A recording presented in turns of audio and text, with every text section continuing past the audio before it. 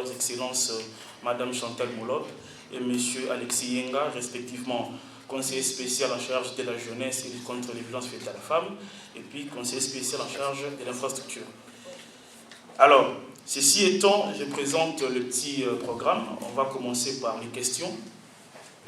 Si vous posez votre question, vous présentez, vous dites à qui la question est adressée. Deuxième étape, nous allons prendre les expériences, les succès rencontrés. La première s'adresse à M. Alexis, qui parlait des infrastructures. Je voudrais savoir qu'est-ce que vous prévoyez pour permettre une meilleure accessibilité à Internet. Qu'est-ce que la présidence de la République prévoit pour améliorer l'accessibilité et aussi l'accessibilité non seulement technique mais aussi financière par rapport à cette technologie. Et deuxièmement, ma question s'adresse à Madame la conseillère sur la jeunesse.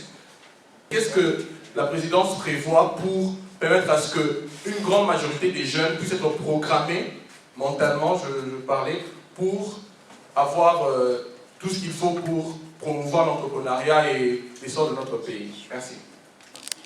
Bon, vous avez parlé de la fibre optique qui aujourd'hui ne fonctionne pas bien.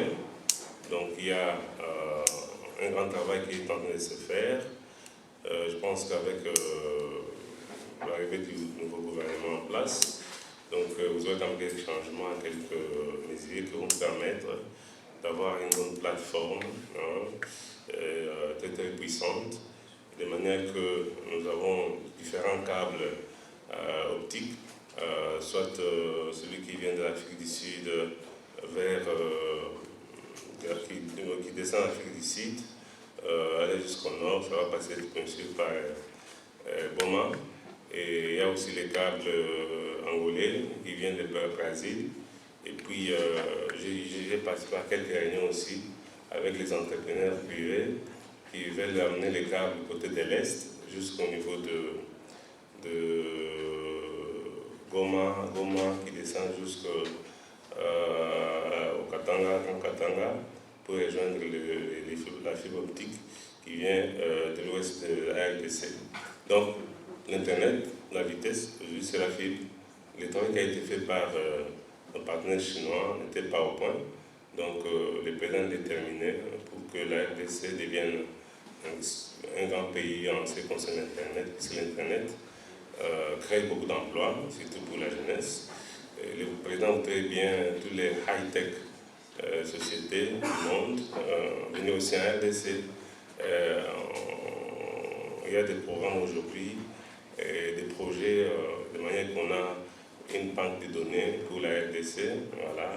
Il faut qu'on ait aussi dans les clouds, comme on dit, et puis des sociétés de recherche en matière d'informatique peuvent venir ici chez nous, que si nous avons un système d'Internet vraiment stable et puissant. On trouve ici au Congo, c'est que même si on met les programmes et les politiques en place, la pratique ne suit toujours pas. Alors, il faudra mettre des programmes d'audit aussi pour pouvoir suivre cette pratique-là et tout. Mais ce que nous, on peut faire, c'est que nous, on est là, dans notre position, on est les yeux et les oreilles du président de la République. On est là pour vous. Vous venez vers nous, vous nous dites exactement qu'est-ce qui se passe. Et nous, on va aller voir dans les entreprises, vérifier si la politique du président de la République a été mieux mise en place et pratiquée. C'est seulement comme ça que nous, on pourra vraiment vous aider. Parce que si on doit changer... C'est vrai que le président de la République a dit qu'il y a dans sa politique qu'il faudra instaurer le changement de mentalité.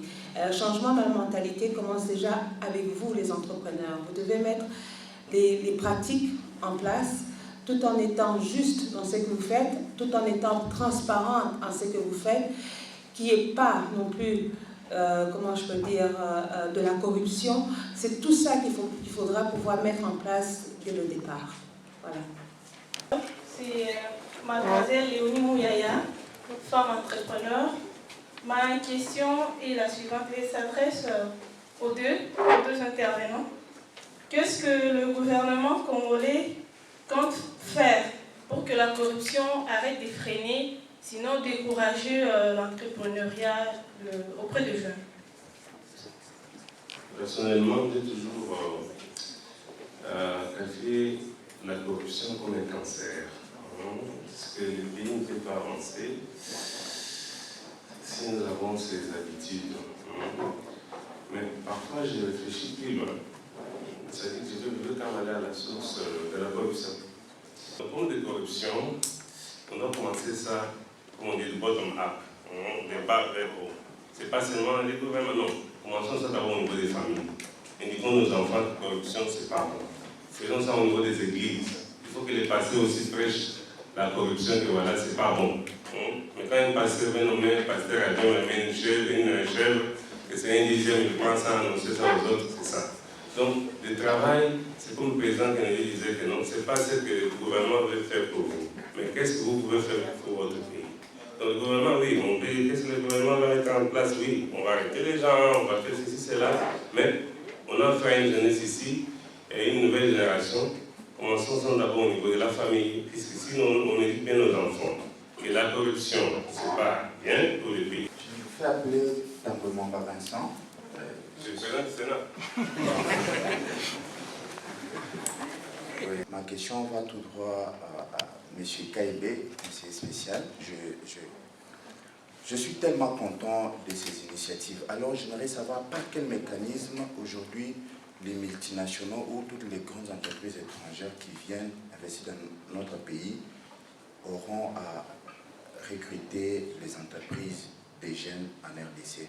Ça, c'est ma première préoccupation. La seconde est celle de savoir pourquoi vous voyez seulement que les étrangers, pourquoi pas le gouvernement lui-même? Parce qu'ici au pays, il y a beaucoup de choses qui se font. L'OCC, OVD, tout ça, ainsi de suite. Il y a des appels d'offres, il y a des appels qui se passent. Nous, on a un problème. On est des jeunes. Je dirais, mes amis sont ceux qui sont ici, mais vous verrez qu'on n'a pas assez d'expérience. On est ici entre nous, on peut s'échanger des contacts, mais on n'est pas si influent. Nous nous rendons compte que quand nous partons passer des appels d'offres et autres, nous avons des contraintes telles que il y a l'expérience qui compte, il y a aussi le relationnel qui compte. Nos vieux là, eux, ont des relations. Ceux qui sont à la tête là sont leurs camarades, collègues. Et nous, on a beaucoup de difficultés, même si vous avez gagné sur le terrain, même si sur papier, vous étiez éligible à toutes les conditions, vous avez gagné les marchés, mais pour l'obtenir, ça pose des problèmes. Alors je me dis, quel mécanisme et pourquoi les gouvernements ne pensent pas d'abord commencer par nous utiliser nous? Je vais en fait résumer votre question, en fait ma réponse.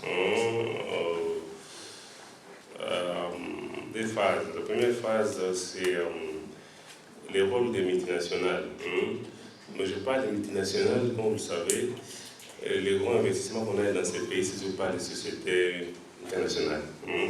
Donc, si je vais seulement parler des sociétés publiques, c'est beaucoup plus facile puisqu'il suffit seulement un ordre des ministres.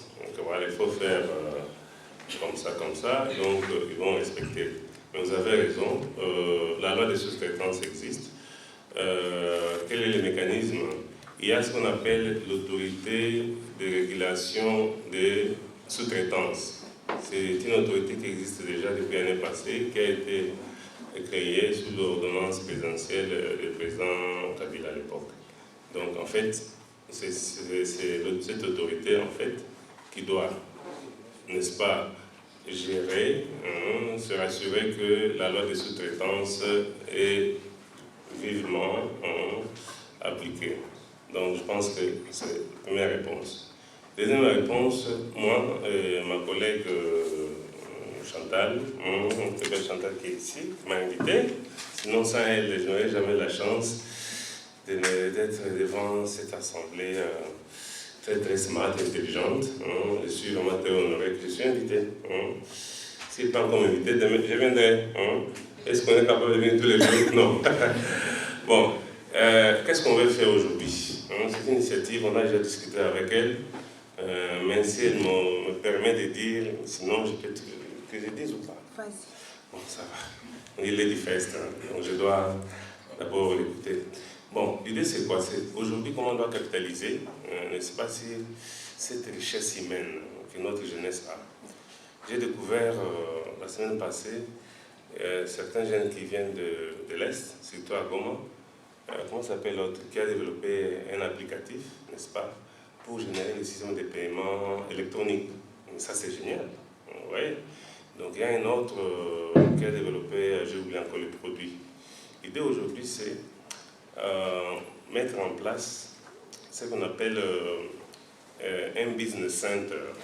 Ce business center, ça doit être l'organisation pour des jeunes. D'abord les jeunes. Iris Lantima, je suis entrepreneur dans le cosmétique et la beauté, une industrie inexploitée en RDC. Je voudrais savoir quels sont les mécanismes qui sont mis en place en RDC pour faire bénéficier aux jeunes entrepreneurs, si je dois dire, des relations win-win avec les autres pays. Parce qu'on a un problème en RDC, c'est exporter nos produits à l'extérieur et importer tout ce qui est formation, tout ce qui est les échanges culturels, tout ce qui est les échanges entre entrepreneurs. Et ça nous permet non seulement de grandir ou d'apprendre, mais c'est aussi de partager cette culture qu'on a avec une autre culture. Mais comment on fait? Je donne un exemple qu'il y a là aujourd'hui. Je vous en prie. S'il vous plaît. Okay. Je parlais du mécanisme, mais comment on fait pour mettre en place un mécanisme qui réunit les entrepreneurs de la RDC avec les entrepreneurs des autres pays au travers de l'Union africaine? C'est plus ou moins ça ma question. Merci beaucoup. Merci. Mais pour le mécanisme, je pense que j'ai déjà répondu cette partie-là. J'évolue précisément dans la commercialisation des poissons frais du Kouilou, ainsi que le miel bleu. Donc je me rends à Bandundu-Ville et je vais acheter les poissons.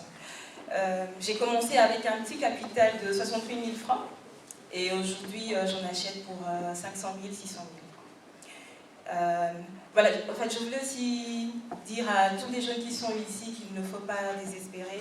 Je suis orpheline de père, aînée d'une famille de 4 enfants, mais vu que j'avais un objectif, voilà, c'est pour ça qu'aujourd'hui je prends le bus là et j'affronte cette route qui est très difficile en tout cas. Monsieur le conseiller, j'en profite aussi pour soumettre mon dossier. Si on peut revoir l'état de la route qui conduit jusqu'à Bandundu-Ville. Et je voulais aussi dire à madame la conseillère chargée de la jeunesse qu'il y a beaucoup de jeunes à Bandundu-Ville. En tout cas, je ne suis pas de là, je suis du Congo central. Mais vu que Bandundu-Ville, c'est mon secteur, au fait, là où je vais acheter les poissons frais, il y a beaucoup de jeunes qui ont beaucoup de qualités. Ils font beaucoup de très bon travail, mais personne, au fait, ne prête attention à ce qu'ils font. Pourquoi? Parce que la route n'est pas praticable. Il faut soit prendre l'avion pour faire 50 minutes seulement. Moi, je connais le milieu. J'échange avec ces femmes qui vendent des poissons, ces jeunes qui fabriquent les babouches et tout. Je peux même me faire ambassadrice, votre ambassadrice, pour aller partager avec eux. On peut sélectionner les bons entrepreneurs, pourquoi pas, pour qu'ils viennent aussi participer avec nous. Voilà, merci. Merci pour la parole. Moi, c'est Mabezina Diadjigezi. Je suis à Goma, j'ai à Goma. Je fais la farine de bouillie, Somdam. Cette farine est composée de soja, millet, arachide et riz. Donc, quelle est mon expérience? Je commençais juste il n'y a pas 6 mois. J'avais commencé avec un 15 $. Je suis allée au marché, j'avais un kilo et demi de soja. Je suis allée au marché, j'ai acheté les autres céréales qui n'étaient pas là. J'ai acheté, j'ai commencé à emballer, j'ai commencé à vendre à mes amis. Ils ont commencé à acheter. Et là, je vous dis que je suis à 200 kilos par mois. Oui, Mon entreprise s'appelle Human Resources for You. Je travaille dans le domaine des supports ressources humaines et organisationnelles. C'est les piliers de votre intervention. Et je prends la parole pour partager. Dans la vie, c'est la détermination, mais surtout être synchronisé. Je suis fier d'entendre les conseillers dire qu'il faut éviter la correction. J'ai raté autant de marchés parce que simplement on me disait il faut donner ça. J'ai dit non. Les derniers, c'est avec une multinationale, une banque de la place qui voulait refaire les procédures. J'ai dit non. Aujourd'hui, j'ai vu de ça. C'est pourquoi j'ai la 35 dépassée. J'ai vu de ça, ma famille vit de ça. Je paye la scolarité de mes enfants. Mon entreprise est affiliée dans les mêmes hôpitaux où j'étais chez Vodacom et Orange. Donc il faut de la discipline, de la détermination et de la volonté. Mon nom est Gabriel Ouedou. J'ai mon entreprise au niveau de Lubumbashi, Haute-Katanga maintenant. Là. Nous avons connu un peu des petits problèmes. Et le problème en question, c'est quoi? Des fois, on allait du côté des Zambie pour payer quand même des semoules et le ramener dans la grande ville de Lubumbashi. Mais nous avons connu un peu beaucoup de tracasseries avec des impôts et tout consort. Alors à ces temps-là, nous avons voulu suspendre nos activités par rapport à beaucoup des impôts et autres choses. Alors après un moment, il y a eu un frère qui nous a voulu quand même nous soutenir et nous a dit voilà, nous pouvons quand même avoir un peu des hectares que nous pouvons faire des champs et autre chose. Alors nous avons commencé à produire un peu de maïs. Vous savez, après des maïs, nous devons les transformer. Après transformer, nous devons quand même amener ça dans les grands marchés, nous pouvons faire des marchés et autre chose. Mais les difficultés que nous avons, c'est des impôts. Alors notre demande vis-à-vis de la présidence est que si la présidence peut quand même nous réduire ces gratte-séries qui nous posent un peu trop préjudice dans nos différents services. Merci. Monsieur le conseiller, soyez notre interlocuteur, plaidez pour nous, parce qu'on peut avoir des idées ici, en tant qu'entrepreneur, on peut être aussi productif, mais nos productions vont stagner sur nous-mêmes. Je voulais dire quoi? Je suis à Bukavu, moi je suis à Bukavu, dans la région du Sud Kivu. Je fabrique la vaseline. La vaseline, j'étais fournisseur d'une firme pharmaceutique. J'ai décidé de commencer mes propres activités. J'ai fait la vaseline parfumée à l'aloe vera et au citron aussi. Mais j'ai des difficultés d'acheminer mes marchandises à Kindu. J'ai des difficultés d'acheminer ma production ici à Kinshasa. Et je n'évoluerai jamais avec les quelques 800 000 consommateurs de Bukavu qui seuls ne seront pas intéressés par mon produit parce qu'il y a une grande concurrence qui vient du Rwanda, de l'Ouganda, de la Tanzanie. C'est la difficulté qu'ont même les producteurs agricoles. Parce que nous sommes étouffés par les producteurs étrangers. Nous sommes étouffés parce que nous ne savons pas élargir nos productions à l'intérieur. S'il vous plaît, monsieur le conseiller, prenez ça en priorité. La route. S'il n'y a pas la route au Congo, s'il n'y a pas de route au Congo, tout ce que nous parlons ici, tout ce que nous pouvons entreprendre ici, va tourner sur nous-mêmes. Kinshasa n'est pas seulement la RDC. Il y a 243 millions de kilomètres carrés. Il y a 243 millions de kilomètres carrés, mais les échanges sont limités. Les importateurs nous étouffent, les étrangers nous étouffent. S'il vous plaît, la route reste la grande difficulté que nous avons au pays, nous, surtout nous les jeunes entrepreneurs. Nous nous retrouvons dans les difficultés d'évoluer. Tout le monde ici, nous nous retrouvons dans les difficultés d'évoluer. Merci beaucoup. Merci beaucoup. Merci beaucoup. Je suis CEO de l'agence SAFE et puis présidente nationale de la dynamique des entrepreneurs à Kinshasa. En fait, la difficulté que nous avons, comme mon confrère vient de dire, les capacités auprès de jeunes. Et les deux, je veux revenir dans le cadre du conseiller spécial en matière d'infrastructure. Est-ce qu'il n'y a pas moyen, parce que nous avons cette difficulté-là, je me retrouve à Kayouyou, c'est au Maniema. Nous avons beaucoup d'arachides, il n'y a pas moyen d'évacuer. Est-ce que dans votre domaine, il n'y a pas possibilité d'activer ce qu'on appelait, je ne sais pas si ce système existe toujours, le cantonnage manuel, pour essayer un peu de permettre aux entrepreneurs de pouvoir faire évacuer leurs produits. Là, nous avons vu, il y a les startups qui sont dans le système de NTIC, le commerce, ainsi de suite, mais il y a aussi ceux-là qui sont dans l'agriculture, donc qui ont du mal à faire évacuer leurs produits agricoles. Parce que quand l'accès est facile, les entrepreneurs sont là et l'emploi est créé. J'ai fait un petit tour, nous prenons le Maniema à l'ancienne province, c'était la 4e province agricole, mais maintenant avec le nouveau découpage, elle devient en premier. Qui autour d'elle, il y a 6 provinces. Nous avons l'Équateur, nous avons la Chopo, nous avons le Goma, Bukavu, et le Kasaï ainsi que le Sampuru et le Katanga. Donc si à partir de là, on active le cantonnage manuel, je pense que les évacuations de produits agricoles vont se faire le plus vite et chaque entrepreneur qui est dans l'agro-business pourra trouver son compte. Il y a ceux-là qui peuvent faire de l'huile, il y a ceux-là, c'est bien de créer, de mettre en place une entreprise, mais les difficultés, ce sont les finances, ce sont les évacuations. Dans les finances, j'aimerais demander aussi à madame, c'est en charge de la jeunesse, s'il n'y a pas possibilité d'activer les assurances.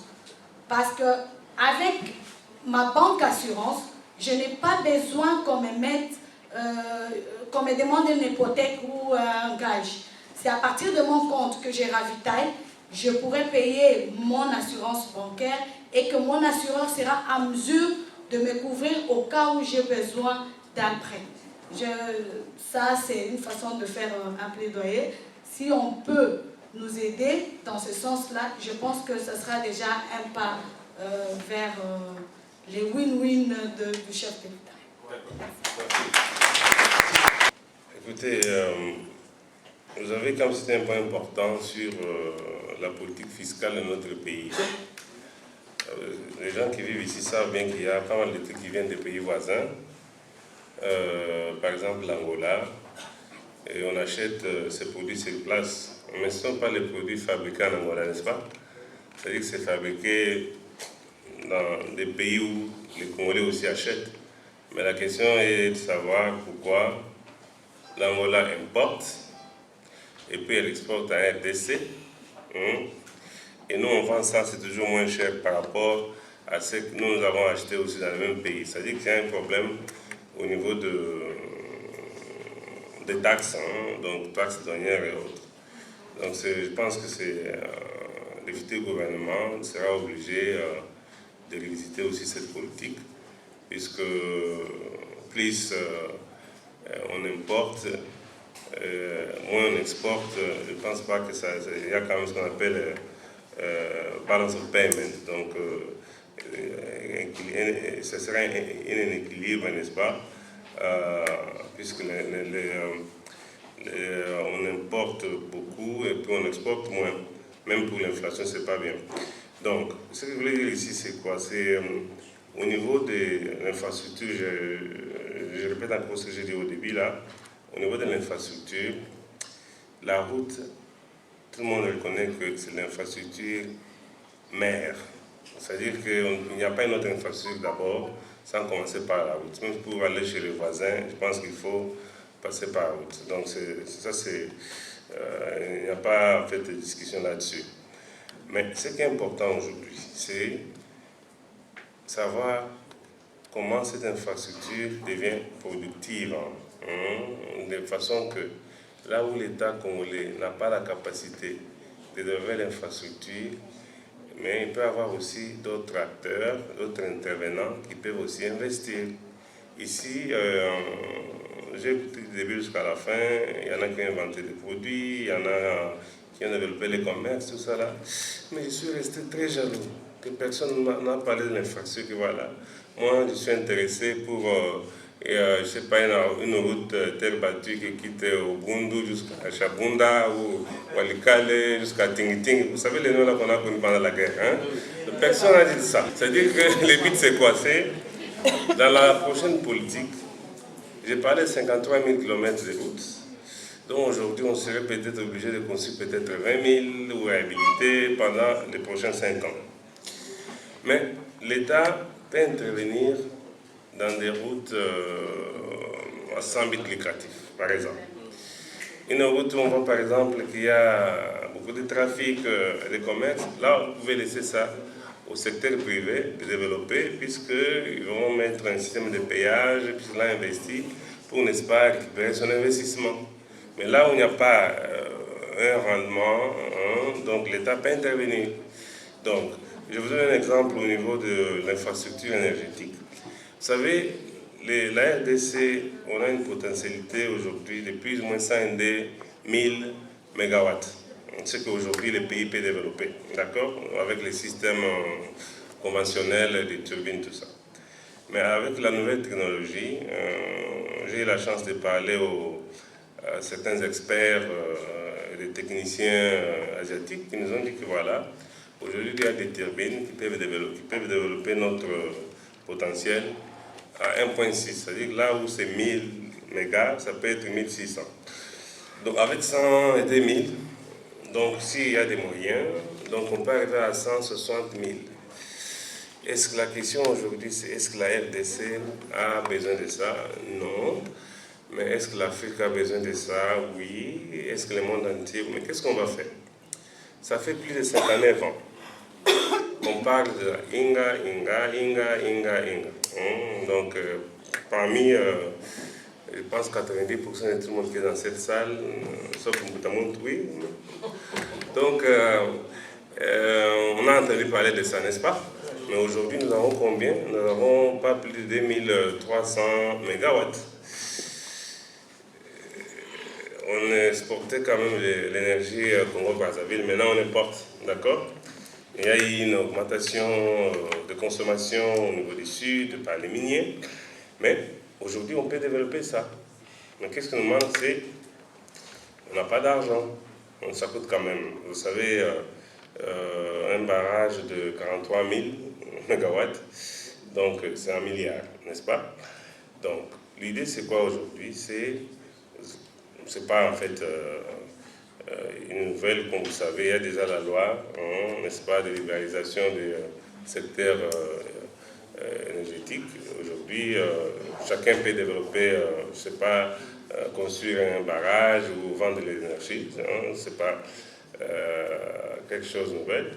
Mais ce qui est vrai aujourd'hui, c'est où est-ce qu'on va placer l'État, de manière que ce secteur est vraiment ouvert et régulé, où vous avez les investisseurs qui arrivent.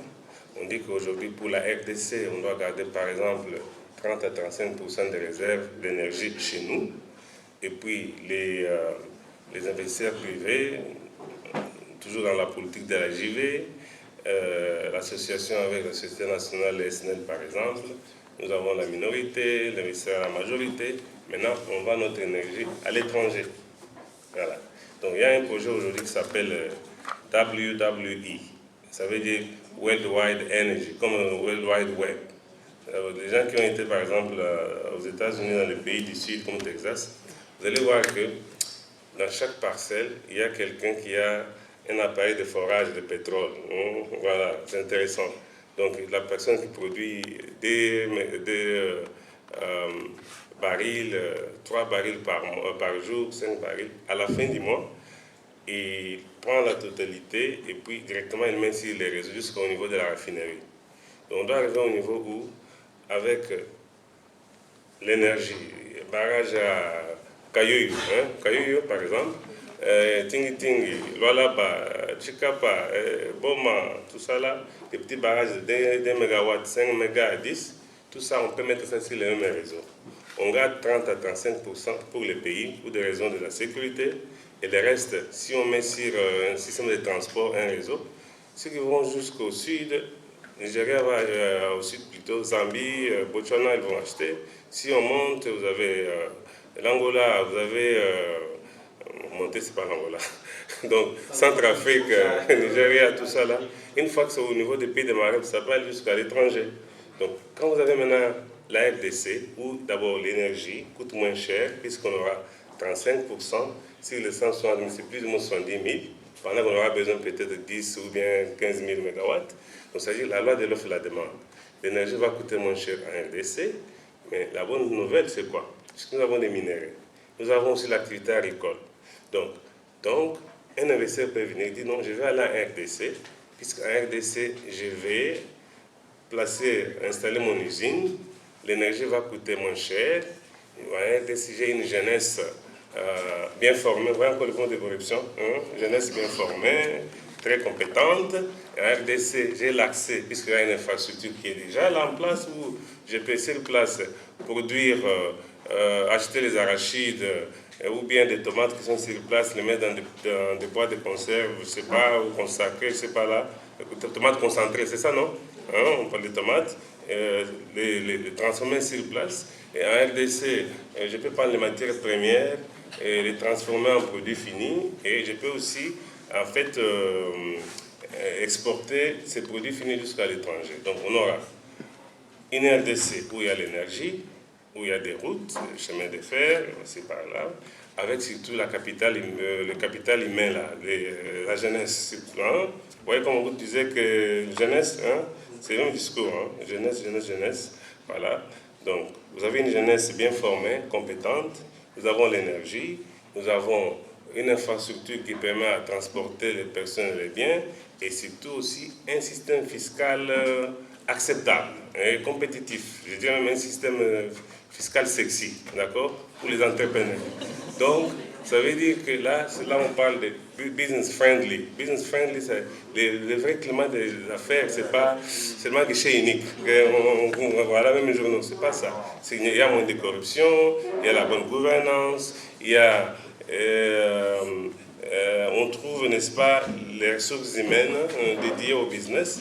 Et je vous dis, mes amis, c'est là où on parlera de la nouvelle Chine, de l'Afrique. Donc, y arriver, oui. Donc, il faut que les gens d'abord croient.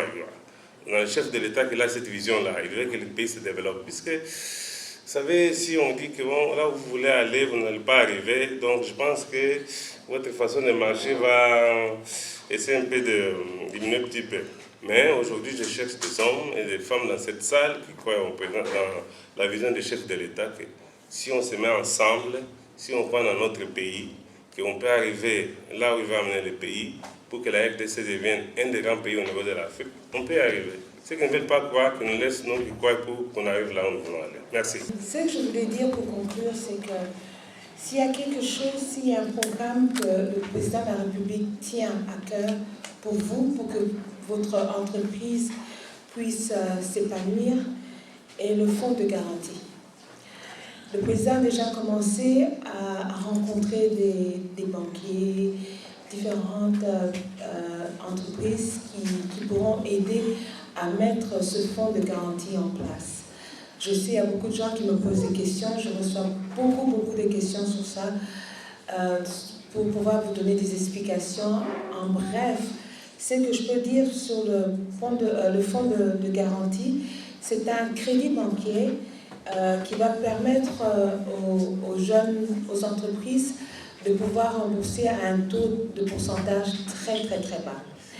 Et c'est aussi pour des personnes qui ont des idées, qui ont une entreprise, qui ne peuvent pas avoir de crédit parce qu'on leur demande de faire des dépôts comme une maison ou une parcelle, mais parce qu'ils ne l'ont pas, ils ne peuvent pas avoir l'argent qu'ils ont besoin pour pouvoir développer leur entreprise. Alors avec le fonds de garantie dont le président de la République va mettre en place, cela va pouvoir vous aider, surtout vous les jeunes, à pouvoir vous expandre, à pouvoir vendre, pas seulement à Kinshasa, pas seulement à Butembo, pas seulement à Massimanimba, mais à pouvoir vendre partout dans le Congo, si vous arrivez à bien faire votre business plan, et si possible aussi à travers le monde. Voilà, merci.